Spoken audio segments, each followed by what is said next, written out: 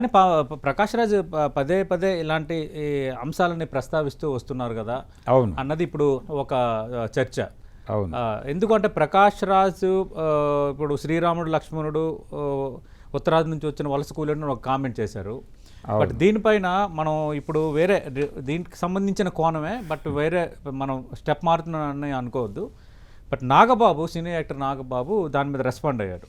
Respond అయ్యి కొంచెం ఒక రకంగా డైరెక్ట్ అటాక్కి దిగాడు. ప్రకాష్ రాజ్ మీరు నాస్తికుడని చెప్పారు, అయితే మీ తల్లి అంత్యక్రియలను ఆవిడ విశ్వాసాన్ని పరిగణలోకి తీసుకొని క్రైస్తవ పద్ధతిలో నిర్వహించారు. అవును అది కొడుకుగా మీ బాధ్యత, మేము దాన్ని గౌరవించాం.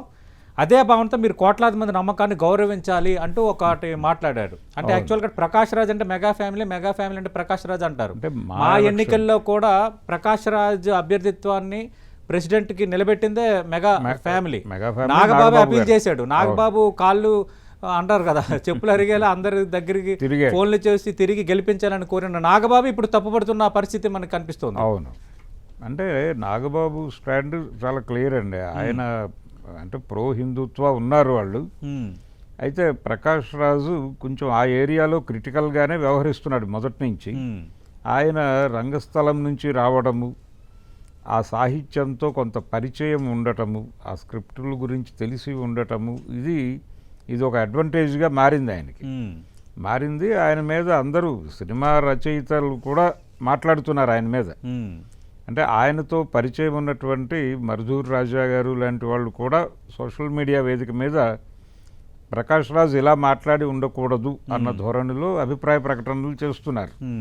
అందులో భాగమే ఇప్పుడు నాగబాబు కొంచెం వాయిస్ రైజ్ చేసి మాట్లాడాడు. అయితే ఇక్కడ ఆయన మదర్ అంత్యక్రియలు జరిగిన మాట వాస్తవమే. అంటే ఆవిడ ఆ పద్ధతుల్లోనే జరిగినాయి. అవును, క్రైస్తవ మత ఆచారాల ప్రకారమే జరిగింది.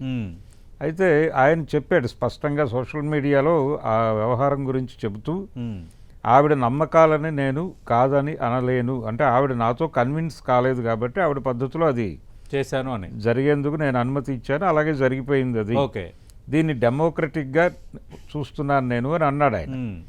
అంటే ఇక్కడికి వచ్చేసరికి దీంతో కంపేర్ చేసి మాట్లాడటం అనేది కొంచెం ఇబ్బందికరం.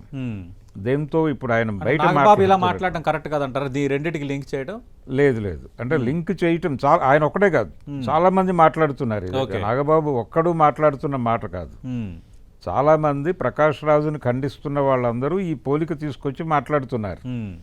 నిజానికి ఈయన ఈ రామాయణం మీద మాట్లాడినటువంటి క్లిప్పు ఈ కేరళ లిటరరీ ఫెస్ట్లో మాట్లాడిన వీడియో బయటకు రాకముందే ఆయన తల్లి అంత్యక్రియలు జరిగిన సందర్భంగా ఆయన ట్వీట్ చేసిన పద్ధతి మీద దాడి చేస్తూ చాలామంది మాట్లాడారు. మాట్లాడిన వాళ్ళలో మెజారిటీ జనాలు అన్నది ఏంటంటే, మీరు మీ తల్లిగారి అభిప్రాయాలకి గౌరవించారు, ఓకే, మరి బయట ఉన్నటువంటి హిందువుల మనోభావాలను ఎందుకు గాయపరుస్తున్నారు మీరు పదే పదే అని ఆ టైంలో చాలామంది ఆయన మీద దాడి చేశారు, ప్రకాష్ రాజు మీద. ఆ ప్రశ్నలో వ్యాలిడిటీ లేదంటారా? అంటే ఆ ప్రశ్నలో ఉన్న ఇబ్బంది ఏంటంటే, ఆయన హిందువులని గాయపరచటం అనే ప్రోగ్రాం పెట్టుకున్నాడని నేను అనుకోవడం లేదు. ఓకే, హిందుత్వ మీద, హిందూ మతం వేరు హిందుత్వ వేరు అనే పద్ధతిలో చూడాలనేది నా ఉద్దేశం కూడా. కానీ శ్రీరాముడు లక్ష్మణుడు వలస కూలీలు అంటూ ఇవన్నీ కూడా కొంత మనోభావాలను ఇబ్బంది పెట్టేవే కదా.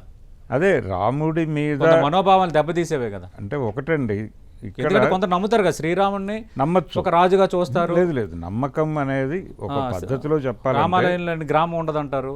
ఒక సందర్భంలో ఎన్టీఆర్కి కమలాకర్కి మధ్య చిన్న చర్చ జరిగింది ఇదే పాయింట్ దాదాపుగా.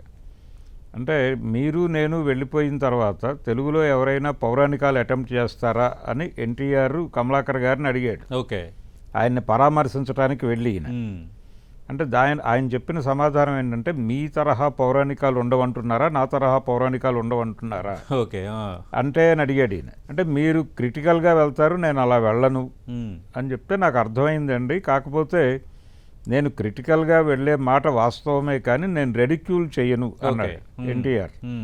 నేను పురాణ పాత్రలను అపహాస్యం చేయను, రైట్, కానీ వాటికి ఇచ్చే గౌరవం ఇస్తూనే నా విమర్శ కూడా నేను ప్రవేశపెట్టుకుంటాను అన్నాడు ఆయన. ఇక్కడ ప్రకాష్ రాజ్ గారి విషయానికి వచ్చేసరికి ఆయన మాట్లాడిన ఆ మీటింగు, ఓకే, ఆ వ్యవహారము కొంచెం ఈయన భావజాలం, ఈయన మాట్లాడుతున్న దాన్ని అప్రిషియేట్ చేసే ఆడిటోరియంగా ఉండింది అది. మ్మ్. అక్కడ ఆయన ఆ ధోరణిలో మాట్లాడాడు. దాన్ని Okay. బయటకు తీసుకొచ్చి కాంటెక్స్ట్లో నుంచి బయటకు తీసుకొచ్చి అటాక్ చేయడం కోసం వాడుతున్నారు.